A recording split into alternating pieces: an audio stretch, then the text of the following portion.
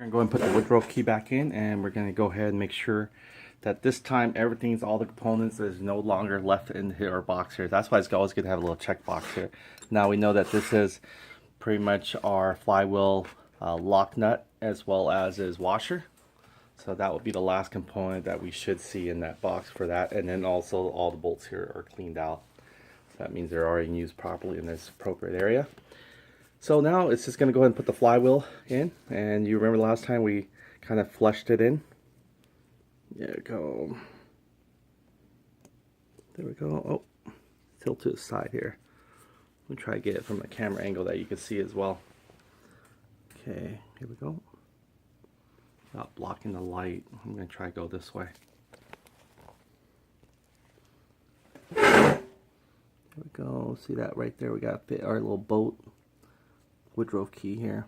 Woodrow key should just go right from the top. I keep on trying to dig it from the side because I'm used to taking it off that way, because it's usually not that easy to put on, but this one should just go right on. Oh, that's why it's catching on my gloves. Let me take this one glove off. It's already ripping in shreds anyway, so we don't need this glove anymore. We'll just handle our gaskets from now on from the left hand. I'm going to use my right hand now. I can feel it better. Oh wow, does it look like it's sort of expanded or what? But it used to go in right away. Let's try getting the other side. That's interesting. I wouldn't think the woodrow key all of a sudden just expanded on its own. There we go. There we go. Came right in. Okay. Now we're going to go and put our flywheel.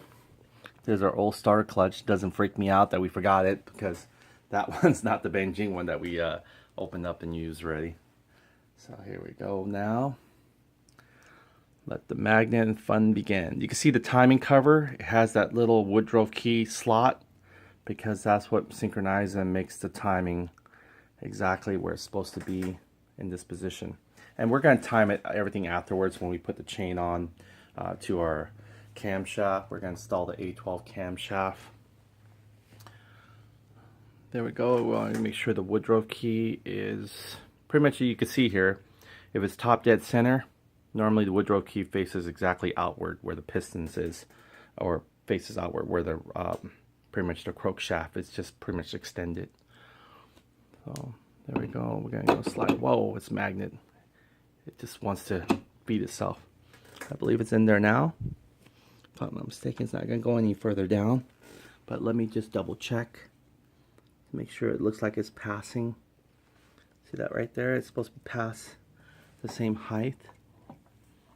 And the woodrow key is turning this, so that means it's not spinning freely without the woodrow key. But we want to make sure that the woodrow key actually is not pivoting up where it only goes halfway. So I'm going to try to take it off again. Bear with me. I'm going to have to use my knee a little bit because it's going to be forceful. This is a very strong magnet. Okay. The woodrow key is still in place. It didn't move, so that means it didn't actually bother it. So, whoa. You see it just there we go. I can see a little bit of the woodrow key edge right there. You can see here. Let me try to get a light closer for you. That way you can also see it. You can see the woodrow key there. There we go.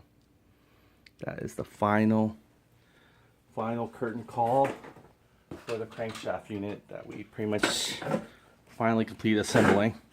Now we just got to put our final lug nut down. There we go. And the magnet usually holds everything intact anyway, but it's good that we just make sure we secure it. Put a little thread locker on here as well. Just a little bit, not a lot. Again, most of it's going to be secured pretty much by its own magnetic force. Alright, so, and in case we don't want to spill the lug nut everywhere, it's better just to put it on the bolt itself. There's no reason why you can't just put it on the bolt. I see some people, they used to go get the thread, but you put in the bolt, just make sure you spin it. Oh, there it goes, see? It's on there, but it's quite a bit. So I'm going to take it away from our crankshaft here. So you can see here, it's definitely on there. Just a little glomp there. I'm going to spin it. Just kind of let it water down on its own. Here we go. And eventually further it'll be pretty much, when you put on the thread, it'll further spin it some more. So, lock in position. So we're going to go and spin on the thread. You can see there. That's all we want. There it goes, catching onto the thread and spinning some of it on there. Just take it back out just to make sure how much it's actually getting on the thread and not overflowing everywhere. So it's good. It's pretty good, just a fair amount. It's not heavy. That's what we want. Okay, it's definitely going to secure there. Now this is not to worry that this will actually fly out. It's just to make sure we just kind of have backup. Okay, there we go. We're going to wipe off some excess. It's definitely in there a little bit. Take some of the paper from our cam gear in here. There should be enough paper there. Kind of wipe out the excessive.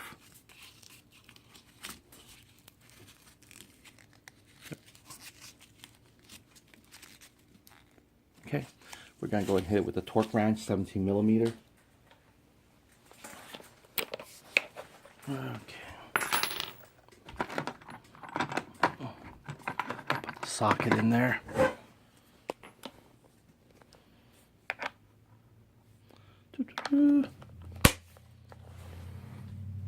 Okay, and this is just going the same direction, right?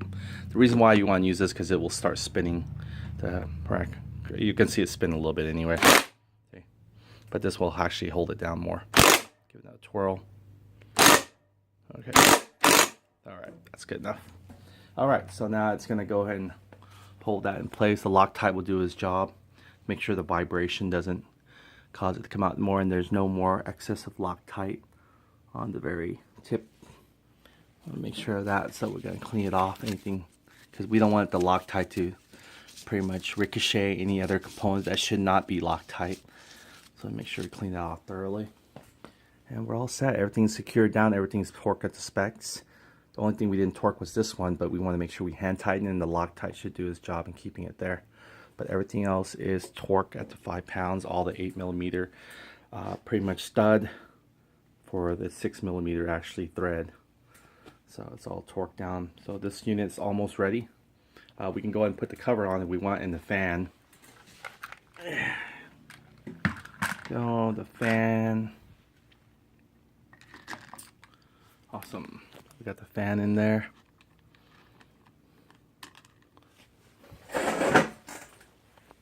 Alright, there we go.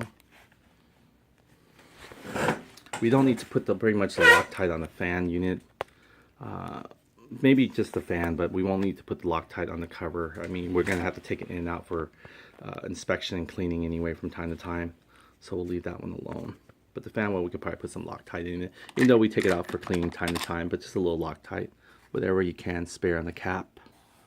We'll put it on the cap there itself.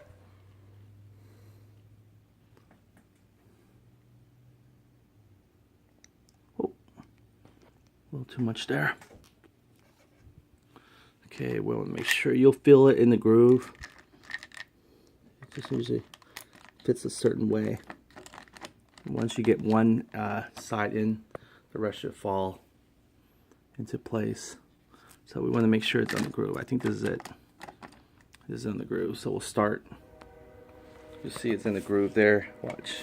If you lift it up, see there? That's where the groove is. If one of them fits in there, the rest will follow. You can start feeling it. There you go. There you go. Let's just see it right there in the groove from the top.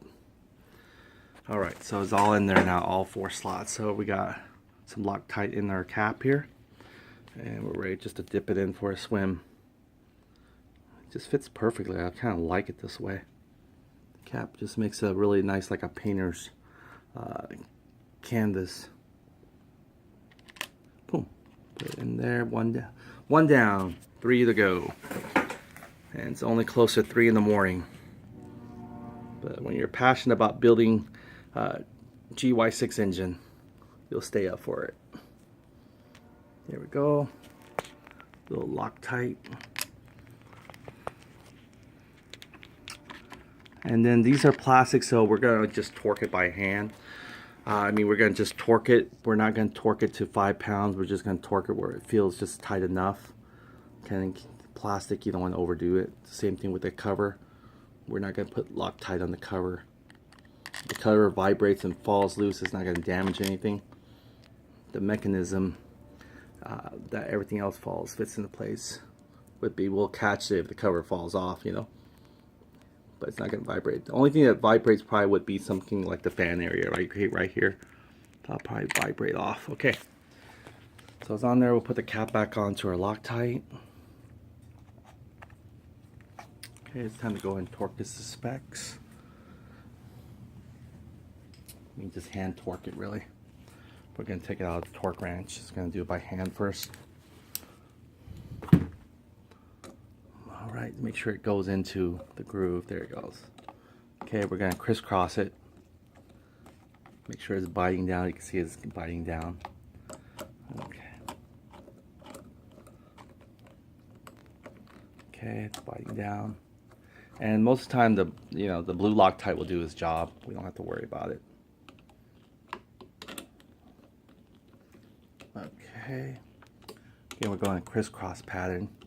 Just like we were changing a car tire, we want to make sure that gap it. Okay, you can put a little bit of your torque wrench in there, but just can give it a little nudge. We're not torquing up to 5 pound specs or anything. Just want to make sure. There we go. Just a little nudge. There we go. Again, your Loctite will make sure it's going to stay in there. There we go. Now we go in the circle pattern. Okay, there you go. So you can't tighten by hand anymore. There, okay, that's it. So it's good there. And now we can put our cover back on, and then we can work on the transmission unit side. And that's where we're going to use this gasket right here, pretty much to cover the transmission.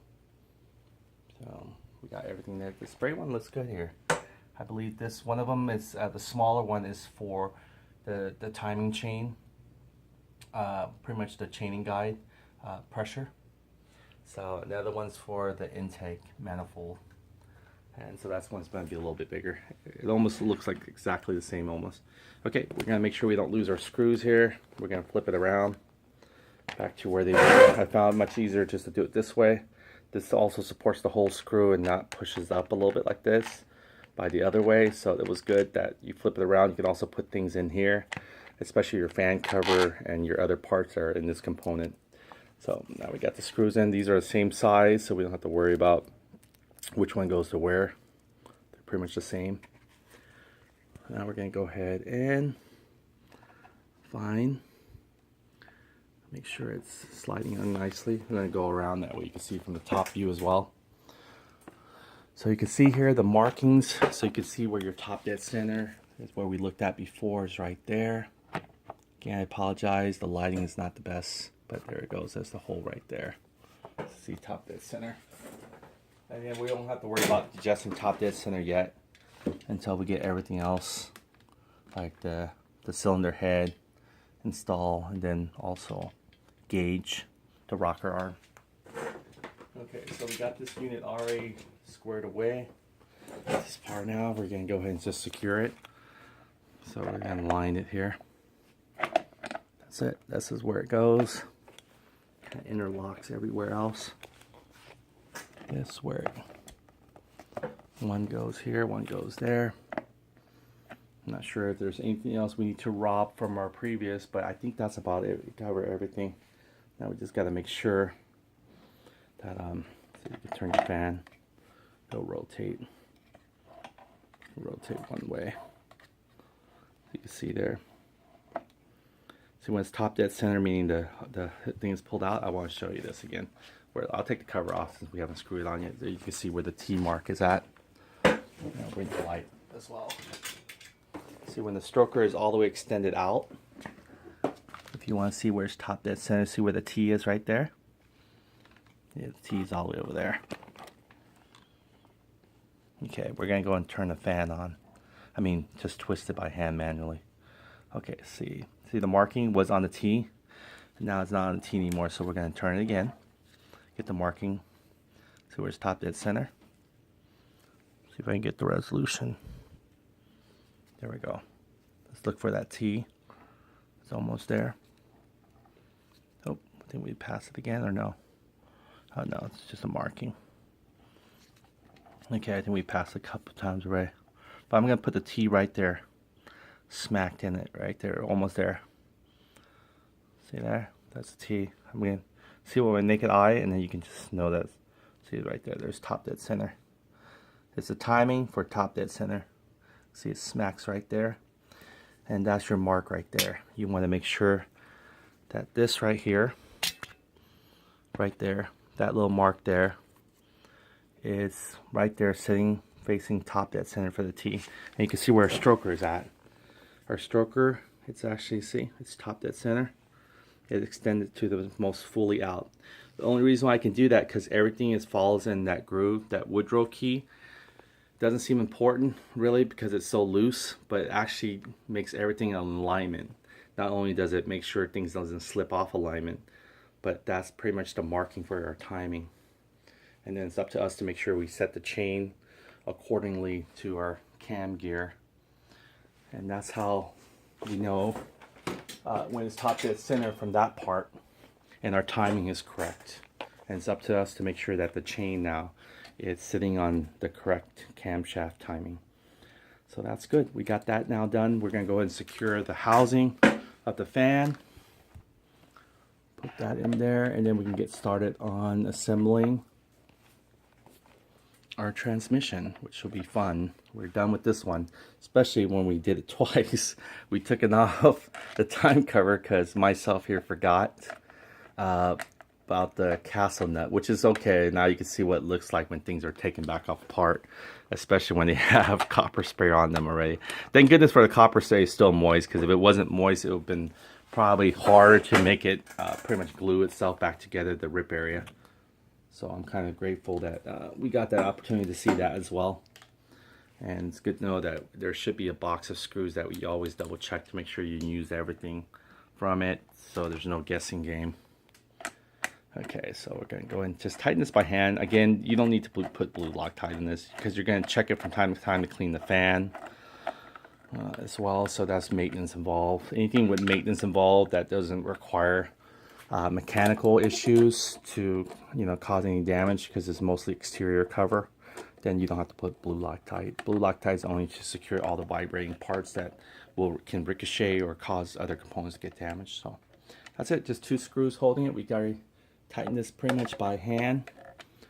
We can go and just a little bit further with a little wrench. It doesn't have to be a torque wrench. Just kind of wrench it a little bit just to make sure it's tightened as you can. Again, it's plastic, so be careful. Just give it a nudge. It's almost like less than half a foot-pound, really. That's it. Just a nudge. Okay, so it's all squared away. We're good. And this is loose still for us to prepare to put our new oil. We're going to actually install oil cooler, which you'll see also as well. This case unfortunately doesn't come with the 2 oil cooler quarts here next to the oil pump, but you can order them with that. It's $100 more. But since we're going to use our NCY one, it already has the port to go here. We're going through this outlet mainly.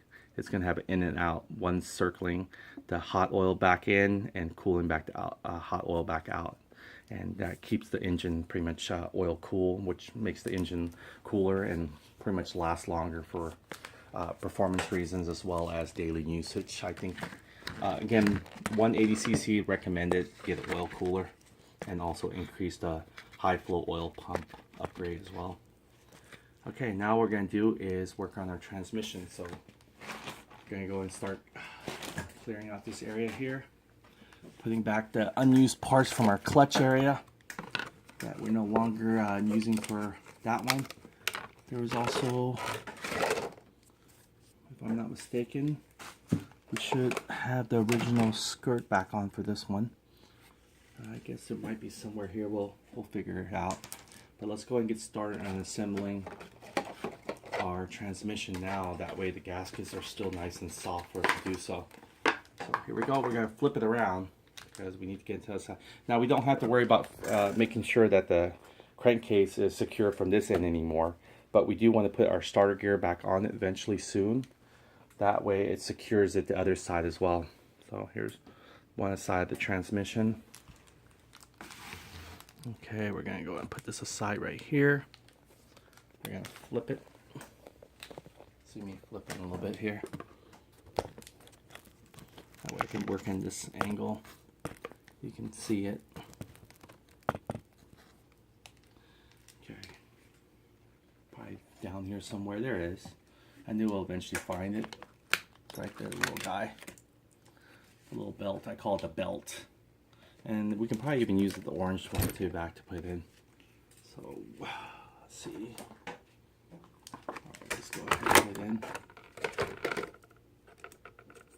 And I believe the orange one will still fit over it.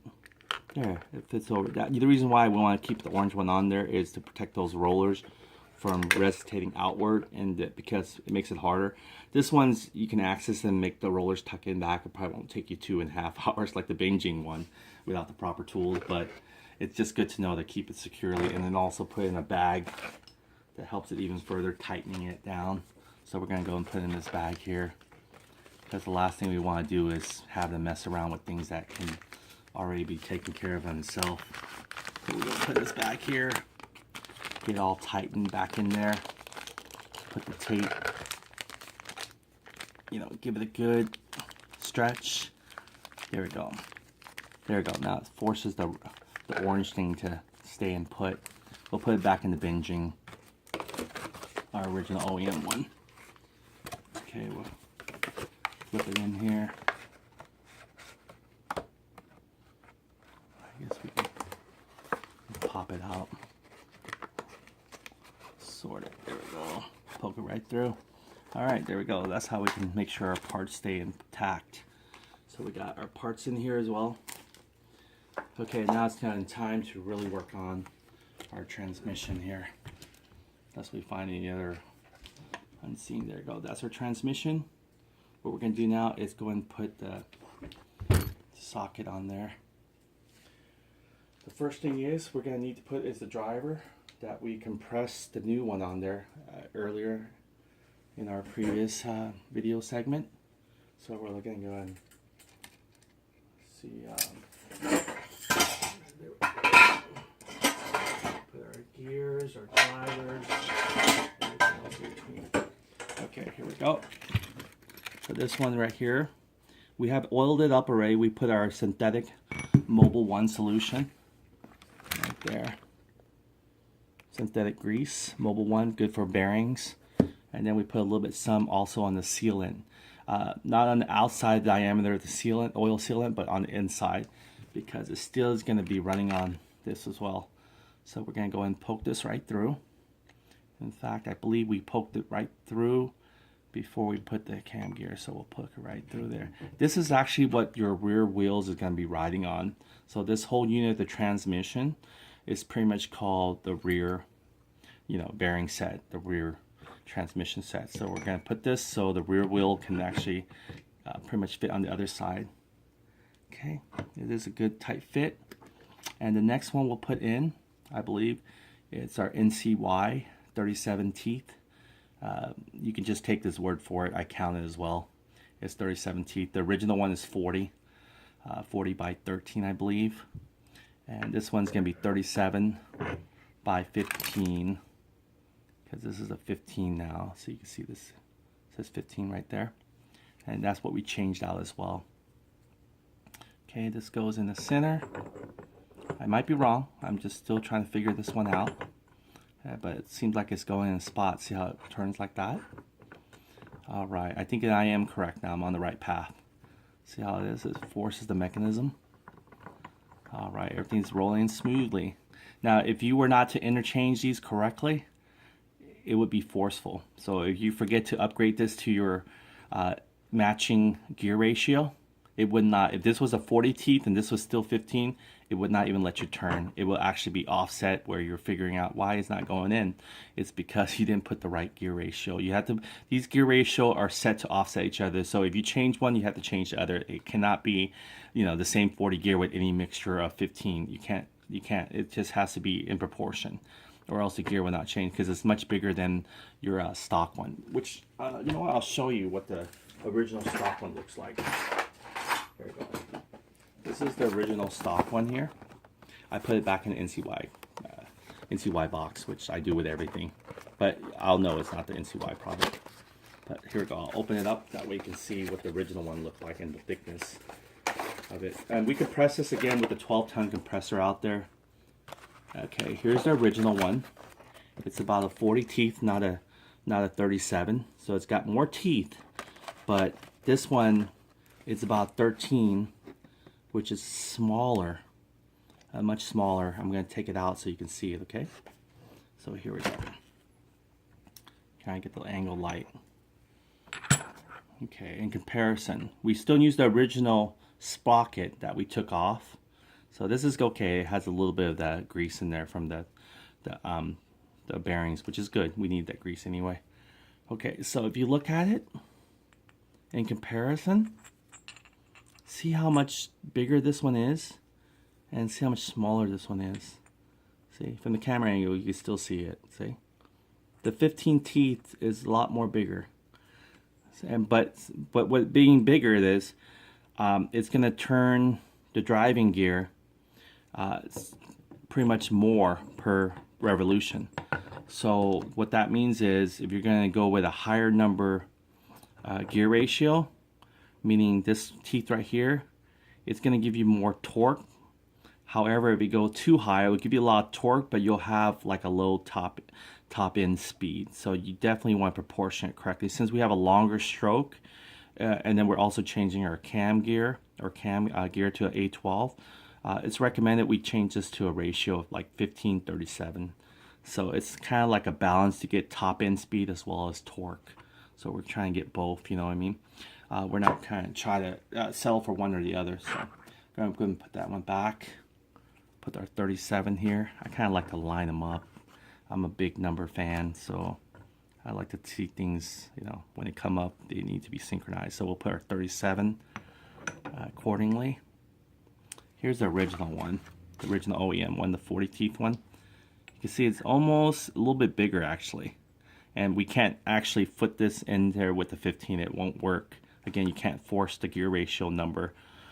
They have to be equal to a certain amount of teeth pull, so your 40 will not work, but it will work with its original, of course, 13. So we're going to leave that down. This one's a little smaller, but this one's bigger. So it's a kind of a trade-off. Okay, so we're changing the gear ratio now.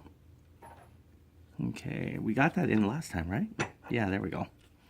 Resuscitated. Okay, so the 15 is going up and the 37 is going up because I like to have the numbers in sync. Even though they're going to twist around and everything, but still they'll come back up in the same alignment. 15, 37, 15, 37. Okay, so now that's already poked in there, I guess. Not sure it's sitting all the way. I think it is sitting all the way. Alright, so we got that there. Now this unit right here comes pretty much to cover it, but we're going to put our gasket now. That's the reason why we want to do it now, because our gasket's sitting there waiting like, put me in, I want to be in. Okay, so we're going to get this in here and see where this one goes. This one's the original. The only thing we change is pretty much upgrade all the bearings to TPI. I keep on saying TPL. I thought it was a lowercase L, but it's actually, I believe it's TPI. But maybe it is TPL, who knows. So because I guess everything's uppercase, why would they just lower the case, the I part? But then the uppercase I would be just one dash. But wouldn't, oh well. It would be Greek a little bit, wouldn't it? Yeah, we'll put an I there. But yeah, they're all TPI now. Taiwan TPI. We'll just say TPI for short. Okay. So this one will go right into that right there, that area. So you can see how it fits right into that one little extra bearing slot right there. And from there, this one drives your clutch, your variator clutch, which this is your driver. and this is driven. So it's going to driven this clutch here to spin also to help further feed back the ratio in your pretty much your clutch system. The CVT has the GY6 has a CVT, is their automatic clutch system right there. So all right, we're going to put this in, but we're going to go ahead and lay the gasket now. It's time to pick up that bad boy and give it a home. Here we go. Sorry about all the talk here. Now it's getting late. I'm going to sound kind of weird here and there, but bear with me, okay? It's just a late night talk, but we're almost there. We got this one now. Cool. We got it. Okay, we're picking it up. You can see it has a soft sponge area, which we did spray on it, but I guess it absorbed it pretty quickly. So it remained kind of cushion white, which is good, because what it is such a big gap here in this area. This is not really where it's going to leak at, but they just want to give you a nice gap so you won't have any dust going into your CVT as well. Sort of like a little, you know, shoe padding, like right here. Okay, so what we're going to do is we're going to flex it. It's going a certain direction, so we want to make sure we get into the right direction. And I don't want to touch any of the oily part with my bare fingers here. So I'm very careful doing it. Okay, so it's going to dip in this one. We're going to have to flex this one. We're going to have to flex this one right here. Flex it so the white will come out, but we'll flex as we go in there. So let's go and put it in there right now. And we're going to have to go and rob our dowel pins. Our dowel pins. Again, it's late night talk. Here we go. All right, there we go. Get it all in that alignment.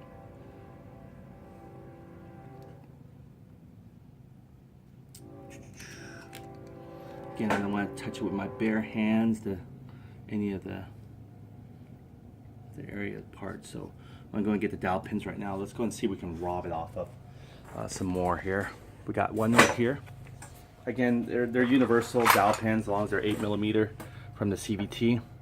And I cannot seem to pull this one guy out. Let's see, I doubt that I'll be able to get this one out. These ones are stuck pretty good, as well as this one here. Let's see if I have any more. I don't think so. I think we used the last one. We need these two actually. So those are it. Then we need to get them out. Okay. Let's see if we have any more in here. I think there's one more looped in here. So these might work. Let's go ahead and get this out of the package here. These are pretty good quality too.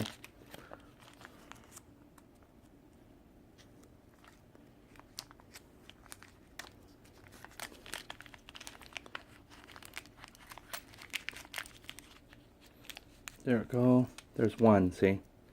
I believe these two actually might work too, but they might not be. I think they're the 10mm. If they don't fit in here, they're the 10mm. Yeah, they're the 10mm. They won't. Yeah, so we only got one out of this. So we'll put all the rest back here. Get the small one off the ground. We'll get the rest back into here.